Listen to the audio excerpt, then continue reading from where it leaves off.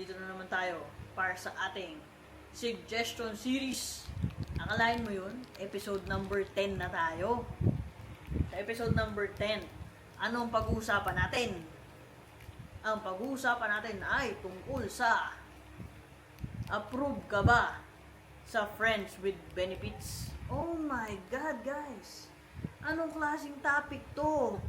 Tinitrigger mo na naman si Sigfred! Sinong gumawa niyan? Trinigger na naman si Sigfred! Kung maaalala mo, may isa tayong episode doon na tinakil natin yung lying, cheating, tsaka dishonesty, di ba? Sinabi ko na doon na natitrigger ako sa mga ganung tao.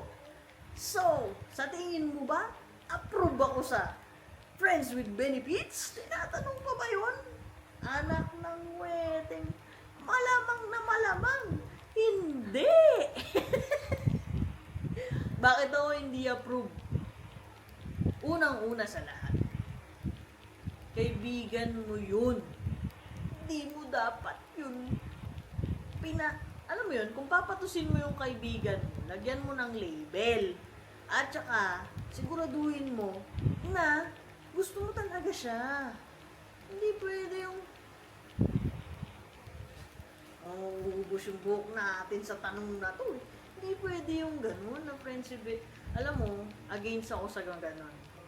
Never akong nagkaroon ng ganun. Kasi, at the end of the day, merong isang ma-fall doon sa gumagawa ng gano'n. Naniniwala ako na merong isang ma-fall.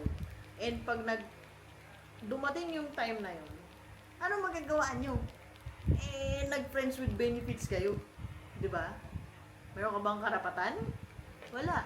Unang-una sa lahat, ayoko nang palaging pumapasok ka sa isang bagay na wala kang karapatan. Alam mo, lahat tayo dapat may karapatan. Ha? May karapatan tayo dapat lagi.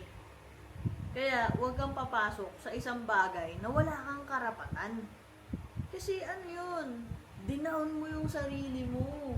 Dinowngrade mo yung sarili mo pag nagganon ka. Diba? Napaka-against ako sa ganyan. Hindi pwede yung ganyan na ano. Pag ganon, kunwari may kakilala ako na nakikipag-friends with benefits, alam na nila yun, lalayuan nila ako.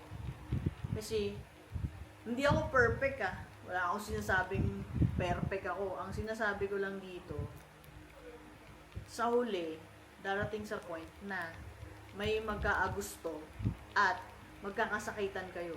Hindi na kayo magiging magkaibigan. Diba? Konting-konti lang yung friends with benefits na pares kayong na in love sa isa't isa. Pero, sinimulan nyo yung relationship nyo ng toxic. Di ba naisip yun?